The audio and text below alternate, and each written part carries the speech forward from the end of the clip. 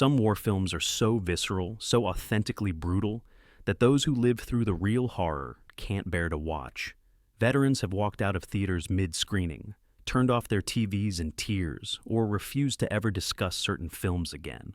These aren't just movies about war, they're time machines built from trauma, reconstructing the chaos, the fear, and the unforgiving violence that textbooks sanitize. What makes a film so realistic that someone who survived the actual event can't stomach the recreation? The answer lies in 15 films that didn't just depict World War II, they resurrected it with terrifying accuracy. Number 15. Dunkirk, 2017. Christopher Nolan stripped away every war movie cliché and delivered pure sensory assault. Dunkirk doesn't hold your hand with backstories or melodrama. It throws you onto that beach with 400,000 trapped soldiers, the Luftwaffe circling overhead like vultures, and the tide literally closing in. Veterans praised its authenticity, but many admitted they couldn't finish it. The constant drone of enemy aircraft, the claustrophobic sinking ship sequences, and the relentless ticking sound design triggered genuine anxiety responses. One British veteran described feeling his chest tighten during the destroyer evacuation scene, the same physical reaction he had 70 years prior. Nolan filmed on the actual Dunkirk beach using minimal CGI, employing real Spitfires and period-accurate ships. The director studied veteran accounts obsessively, focusing on the sensory details they remembered most vividly: the smell of oil-slicked water, the deafening silence between bombings, the weight of wet uniforms dragging men under. Hans Zimmer's score literally incorporated a stopwatch, creating biological stress in viewers. The film grossed over $500 million worldwide, but sparked controversy among some veterans who felt the French contribution was minimized. Critics called it a masterpiece of immersive cinema. Veterans called it a panic attack in IMAX format. The film won 3 Oscars for its technical achievements, but its greatest accomplishment was making audiences understand that survival, not heroism, was the real story of Dunkirk. It's a war film that feels like warfare. Number 14. Letters from Iwo Jima, 2006. Clint Eastwood did something Hollywood rarely attempts. He told the enemy's story with complete empathy. Letters from Iwo Jima follows Japanese soldiers defending the volcanic island, knowing they're already dead men. American veterans found themselves weeping for soldiers they once fought against. The film was shot entirely in Japanese, with Japanese actors showing the human cost on both sides. Veterans reported feeling physically ill during the cave battle sequences, where the sound design replicated the echo of grenades in confined spaces, and the smell of sulfur was almost tangible through the screen. Eastwood researched extensively, reading actual letters. Japanese soldiers sent home before their deaths. The film depicts the horrifying practice of honorable death, with soldiers choosing grenades over surrender. General Kuribayashi, played brilliantly by Ken Watanabe, becomes a tragic figure who knows his men are sacrifices in a losing war. American veterans who fought at Iwo Jima praised the film's accuracy regarding Japanese defensive tactics, but admitted watching it forced them to confront enemies they had dehumanized decades ago. The film cost $19 million to make and earned over $68 million globally. It received 4 Oscar nominations, including Best Picture, losing to The Departed.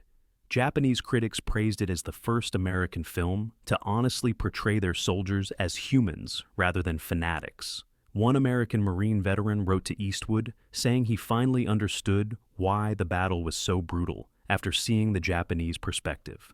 The film's power lies in its refusal to pick heroes and villains. War creates only victims and ghosts. Number 13. Come and See, 1985. This Soviet masterpiece is less a war film and more a descent into hell narrated by a teenage boy. Come and See follows Flyora, a Belarusian youth who joins the resistance and witnesses atrocities that shatter his innocence within days. Director L.M. Klimov used genuine ammunition in scenes, with bullets flying past actor Alexei Kravchenko's head. The result is terror you can see in his eyes because he wasn't acting, he was genuinely afraid. Veterans called it the most accurate depiction of Eastern Front brutality ever filmed. Many couldn't finish the final act, which depicts the Cotton Massacre where Nazis burned villagers alive in a church. Klimov crafted a hallucinogenic nightmare using experimental sound design, fisheye lenses, and color grading that shifts from vibrant to washed out as Flyora's soul dies. The film took 9 years to complete because Soviet censors initially banned it for being too disturbing. Kravchenko was 15 during filming and later stated the experience traumatized him permanently.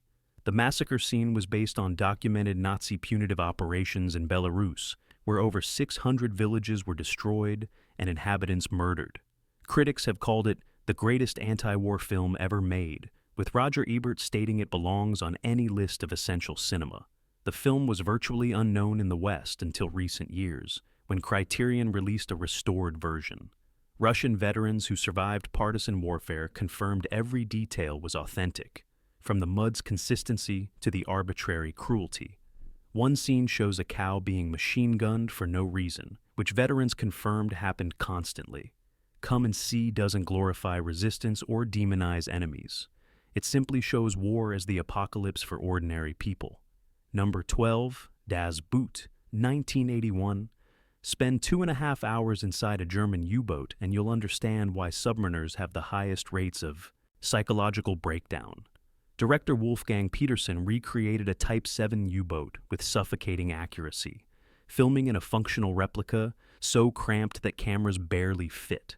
The crew is filthy, exhausted, and terrified throughout the entire film. Veterans from various navies confirmed this was the most realistic submarine film ever made.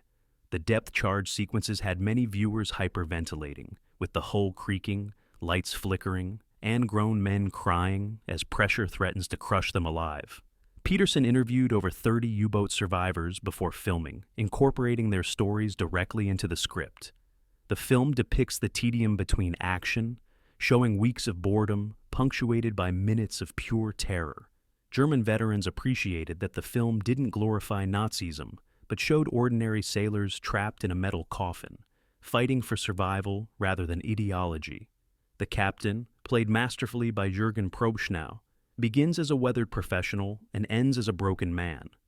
The film's original cut ran nearly 5 hours, later trimmed to theatrical length. It cost approximately $14 million to produce and became Germany's most expensive film at the time. It earned 6 Oscar nominations, losing Best Director to Richard Attenborough for Gandhi. Naval veterans worldwide praised its technical accuracy, from the way crews moved through narrow spaces to the protocol during silent running. The film's ending, where the crew survives the voyage only to die in an air raid at port, devastated audiences because it happened to actual U-boat crews constantly. Das Boot proves that claustrophobia is the most effective horror device in cinema. Number 11, The Thin Red Line, 1998. Terrence Malick returned from a 20-year absence to create a war film that's more philosophical meditation than action spectacle. The Thin Red Line depicts the Battle of Guadalcanal through dreamy voiceovers, stunning natural cinematography, and sudden explosions of violence that feel like violations of the beauty surrounding them. Veterans found the contrast unbearable, specifically the scenes where soldiers die in lush grass under blue skies, exactly as many remembered. The film captures the absurdity of fighting in paradise, where men kill and die surrounded by exotic birds and pristine beaches. Malick shot over 1 million feet of film, leaving entire performances by major stars on the cutting room floor. The cast included Sean Penn, Nick Nolte, George Clooney, John Cusack, Woody Harrelson, and John Travolta. Yet Malick focused on lesser-known actors to maintain authenticity. The assault on the Japanese bunker was choreographed using actual Marine Corps tactics from Guadalcanal, with veterans consulting to ensure accuracy. The film cost $52 million and earned $98 million globally, considered a disappointment given expectations. It received 7 Oscar nominations, including Best Picture and Director, winning none. Veterans appreciated the film's honesty about fear, with multiple scenes showing soldiers paralyzed or weeping before combat. Nolte's character, obsessed with legacy and promotion, represented every officer who sent men to die for career advancement. The film's spiritual elements, with characters questioning God's presence in such violence, reflected actual letters soldiers wrote home. Critics were divided, some calling it a masterpiece, while others found it pretentious. Veterans mostly praised it for showing that war doesn't pause nature's beauty, which somehow makes the killing more obscene. The Thin Red Line isn't a film you watch for entertainment. It's a film that forces confrontation with mortality and meaning. Number 10. Hacksaw Ridge, 2016. Mel Gibson directed a war film about a man who refused to carry a weapon, and somehow created one of the most violent W2 movies ever made. Hacksaw Ridge tells the true story of Desmond Doss, a combat medic who saved 75 men during the Battle of Okinawa without firing a shot. The battle sequences are relentlessly brutal, with graphic depictions of dismemberment, immolation, and close-quarters carnage that left many veterans unable to continue watching. One veteran stated the film captured the meat-grinder reality of Okinawa better than any documentary.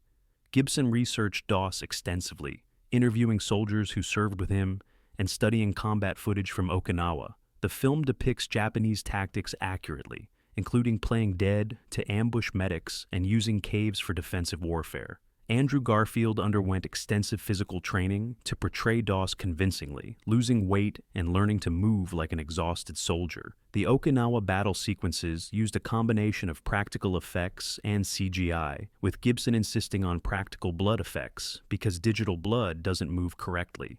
Veterans praised the scene, where Doss lowers wounded men down the cliff face one by one, confirming this actually happened over the course of one night. The film cost $40 million to produce and earned over $180 million worldwide, becoming a massive hit. It won 2 Oscars for editing and sound mixing, with 6 total nominations, including Best Picture and Actor. Some critics accuse Gibson of excessive violence, but veterans defended the depictions as accurate to Pacific Theater combat. Doss's own son confirmed the film understated his father's heroism because audiences wouldn't believe the full story. The film sparked debates about conscientious objection and military service, with some viewing Doss as a coward and others as the ultimate example of moral courage. Hacksaw Ridge succeeds because it shows that nonviolence in warfare requires more bravery than carrying a rifle. Number 9. Enemy at the Gates, 2001. The Battle of Stalingrad was the Eastern Front's Verdun, a frozen hell where 2 million people died fighting over rubble. Enemy at the Gates focuses on the sniper, a duel between Soviet hero Vasily Zaitsev and German sharpshooter Major Koenig. Veterans praised the film's depiction of urban warfare's paranoia, where death arrives from invisible positions, and every window is a potential grave. The opening scene, where untrained Soviet soldiers are forced off boats into machine gun fire with threats of execution for retreat, traumatized viewers because it actually happened during the battle. Director Jean-Jacques Annaud constructed a massive Stalingrad set in Germany, creating a ruined cityscape using rubble and authentic period buildings. Jude Law trained with military snipers to understand the patience and psychological warfare involved. The film depicts the brutal Soviet tactic of sending soldiers into battle without rifles, instructed to pick up weapons from fallen comrades, which Soviet veterans confirmed was standard practice in desperate moments.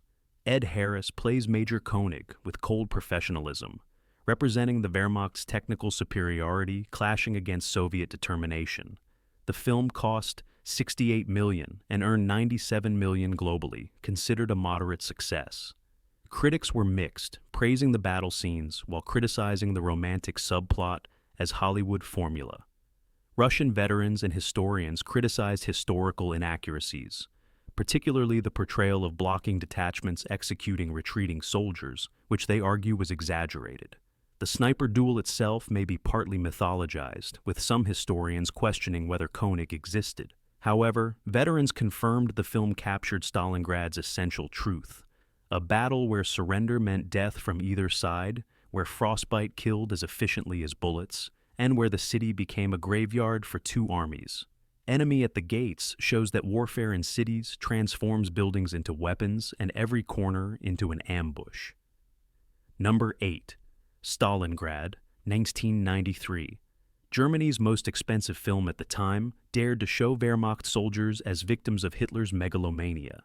This German production follows a platoon from the Italian campaign into the Stalingrad meat grinder, where they freeze, starve, and die for a city that became a symbol rather than a strategic objective. Veterans from various nations called it the most realistic depiction of the Eastern Front's horror, particularly the scenes showing frostbite, starvation, and the psychological collapse that came with realizing they were abandoned. Director Joseph Vilsmeyer shot in Czech locations during winter to achieve authentic frozen misery. Actors lost significant weight during production to portray realistic starvation. The film depicts the Wehrmacht's initial confidence transforming into desperation as Soviet forces encircle them. One scene shows soldiers burning furniture for warmth, while outside temperatures drop to minus 30 degrees, with veterans confirming this was accurate. The film doesn't shy from German war crimes, including a disturbing scene implying the execution of Soviet civilians. The production cost approximately 20 million Deutsche Marks and became a significant success in Germany, though it received limited international distribution. Critics praised its anti-war message and refusal to romanticize German soldiers while acknowledging their humanity. Russian critics appreciated that a German film finally showed their soldiers suffering without glorifying Nazism. Some veterans criticized the film for depicting German soldiers as naive victims, when many willingly participated in atrocities. The final scenes, showing the starving remnants of the Sixth Army surrendering in rags, destroyed any illusions about glorious warfare. Of the 300,000 German soldiers who entered Stalingrad, only 5,000 ever returned home. This German Stalingrad remains virtually unknown outside Europe, but veterans consider it essential viewing. It proves that defeat is sometimes the price of following madmen. Number 7.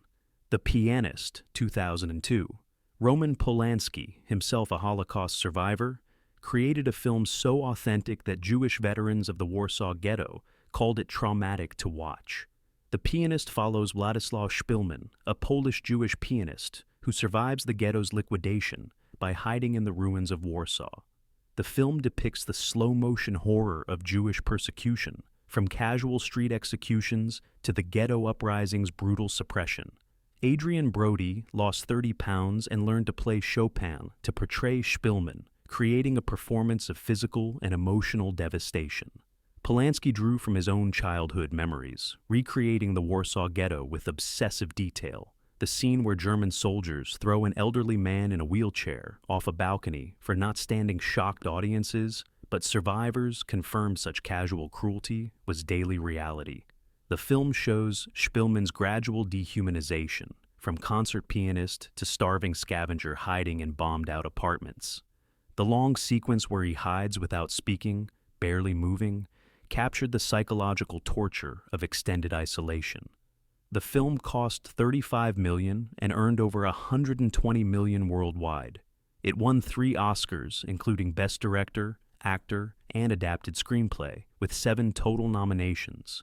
Brody became the youngest Best Actor winner at 29. Polanski couldn't attend the ceremony because of legal issues in the United States, making his win bittersweet.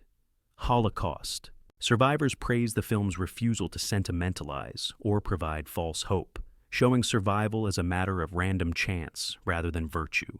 The German officer who spares Szpilman, Captain Wilm Hosenfeld, was a real person who saved multiple Jews and died in Soviet captivity. The film sparked debates about individual morality within genocidal systems. The Pianist succeeds by showing that survival sometimes requires becoming a ghost in your own life. Number 6. Tora, 1970. This joint American-Japanese production reconstructed Pearl Harbor with documentary precision, creating a film so technically accurate that the U.S. Navy used it for training purposes. Veterans who survived December 7th praised and dreaded the film for its meticulous recreation of that morning's chaos. The film depicts both the Japanese attack planning and American unpreparedness with equal clinical detail. Watching it, veterans reported the same stomach-dropping sensation they felt when they realized the war games overhead were actually enemy bombers. Directors Richard Fleischer, Kinji Fukasaku, and Toshio Masuda coordinated production between American and Japanese units, filming in both countries. The production used period-accurate aircraft, with over 20 planes modified to resemble Japanese fighters and bombers. The attack sequences were filmed at actual Pearl Harbor locations, creating eerie authenticity. The film cost $25 million, enormous for 1970, and earned approximately $30 million domestically, considered a financial disappointment. Critics praised its balanced perspective, but audiences expecting another war action film were confused by its documentary approach. Both American and Japanese veterans appreciated the film's refusal to demonize either side, showing the attack as a military operation rather than a moral parable. The Japanese sequences, filmed entirely in Japanese with no subtitles in the original release, humanized the pilots as professional warriors following orders. The film depicts American command failures honestly, showing ignored radar contacts and delayed communications. One scene shows a Japanese pilot noticing civilian casualties and displaying visible distress, which veterans confirmed happened. Tora received mixed reviews upon release, but gained appreciation over decades as the most historically accurate Pearl Harbor depiction. Michael Bay's later Pearl Harbor proved why accuracy matters more than romance and explosions. Number 5, Fury, 2014. David Ayer locked his cast inside a functioning Sherman tank and made them live in it for days before filming to build authentic crew dynamics. Fury follows a tank crew in the war's final months, pushing into Germany against fanatical resistance. Veterans praised the tank combat sequences as the most realistic ever filmed, particularly the battle against a German Tiger tank that had many unable to watch. The sound of shells penetrating armor, the confined as space, and the horror of men burning alive inside metal boxes recreated what tankers called the worst way to die in the war. Ayer consulted extensively with surviving tank crews, incorporating their stories directly into the script. The production used a real Tiger tank, the only functioning example in the world, shipped from a British museum for filming. Brad Pitt plays a hardened commander who forces his green crewman, played by Logan Lerman, to execute a prisoner, showing how war destroys innocents systematically. The film depicts the dirty reality of tank warfare, with crews living in cramped, foul-smelling conditions, constantly surrounded by death. Veterans praised the attention to details civilians wouldn't notice, how crews moved inside tanks, how they communicated during combat, and how they dealt with mechanical breakdowns under fire. The film cost $68 million and earned over $211 million worldwide. Critics were divided on the final battle, where a disabled Sherman fights off an SS battalion, calling it both thrilling and implausible. Veterans defended it, citing numerous instances of small units holding positions against overwhelming odds in the war's chaotic final weeks. The film sparked controversy for depicting Allied soldiers executing prisoners and looting uncomfortable truths some veterans confirmed. Fury succeeds because it shows that by 1945, both sides had been brutalizing each other so long that mercy became a forgotten luxury. Number 4, Black Book, 2006. Paul Verhoeven, the Dutch director who survived Nazi occupation as a child, created the most morally complex World War II film ever made. Black Book follows a Jewish woman who becomes a resistance fighter and then infiltrates Gestapo headquarters as a spy. The film depicts resistance operations with unglamorous reality, betrayals, executions, and moral compromises where right and wrong blur into survival. Dutch veterans and resistance survivors praised its honesty while also criticizing its unflinching depiction of Dutch collaboration, a national wound the Netherlands spent decades trying to forget. Verhoeven based the story on real Dutch resistance operations, consulting archives and survivor testimonies. Carice Van Houten plays Rachel with incredible range, transforming from terrified refugee to hardened operative. The film shows the resistance as desperate rather than heroic, willing to sacrifice anyone for the cause. One scene depicts resistance fighters shaving a woman's head for sleeping with Germans, which happened throughout occupied Europe. The film also shows the chaos after liberation, where vengeance replaced justice and former collaborators were executed without trials. Black Book cost $21 million and earned over $34 million worldwide. It was the Netherlands' official Oscar submission, but wasn't nominated, a snub many attributed to its controversial content. The film sparked fierce debates in the Netherlands about wartime behavior, with some calling it revisionist and others praising its complexity. Verhoeven depicted the resistance without romanticism, showing how desperation creates moral relativism. The film's conclusion, set decades later in Israel, reveals that wartime secrets never stay buried. Veterans appreciated that Black Book refuses to provide easy answers about collaboration and resistance, acknowledging that survival often required choices that haunt people forever. The film proves that occupation transforms everyone into something they never thought they'd become. Number 3. Come See the Paradise, 1990.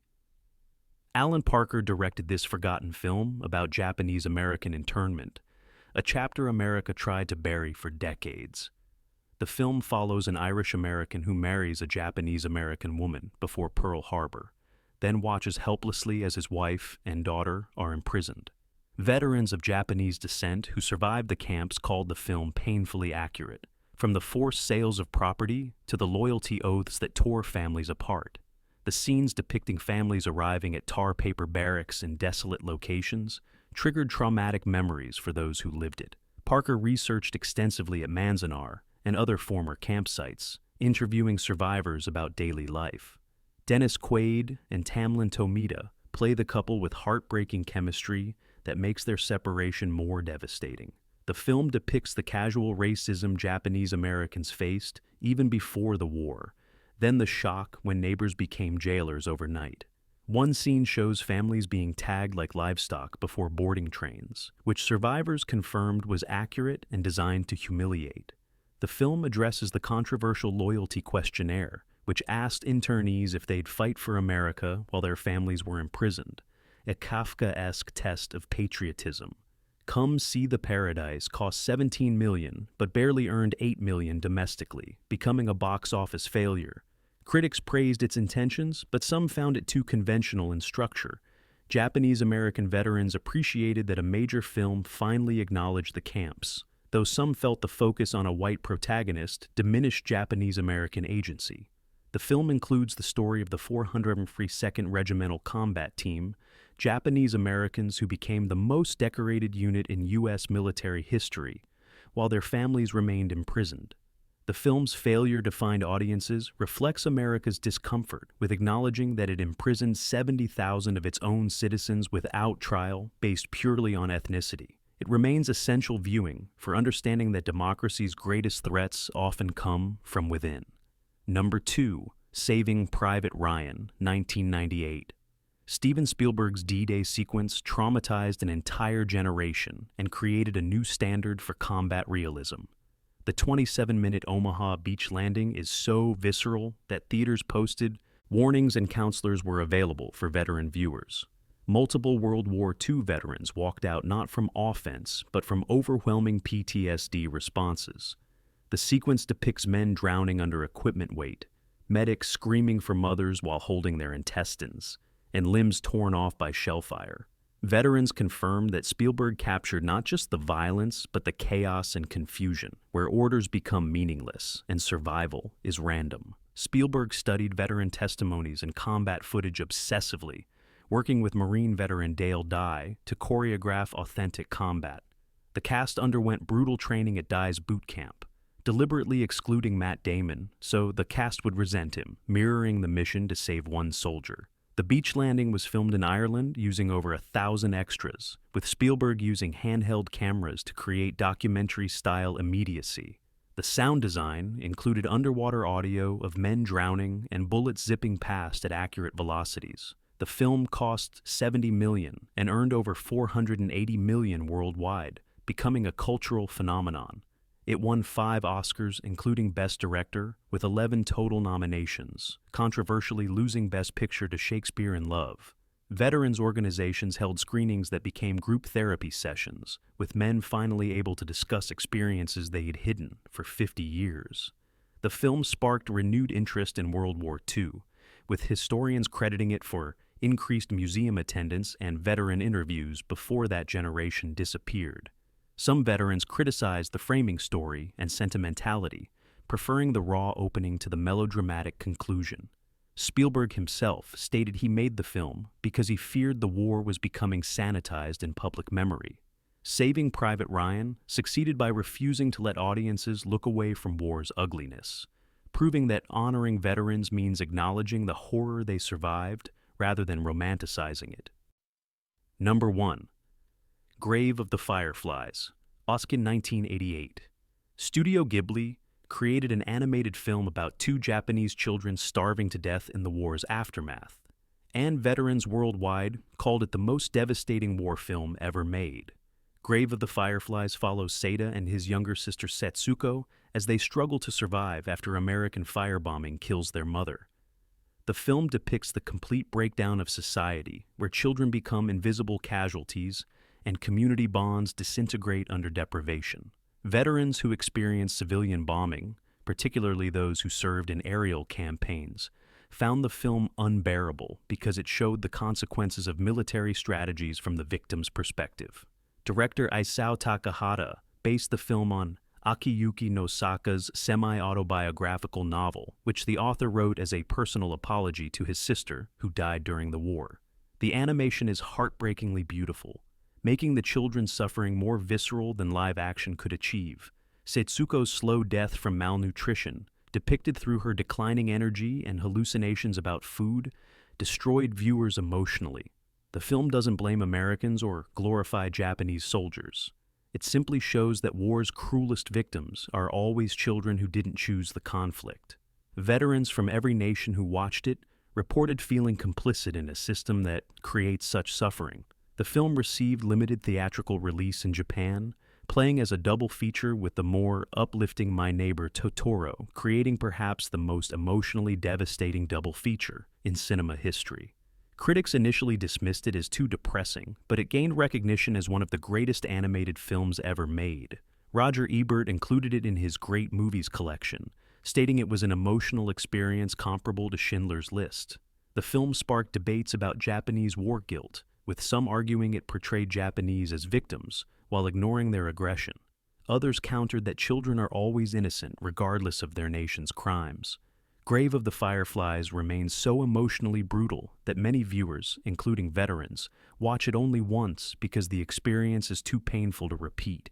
It proves that animation can devastate more completely than any live-action war film.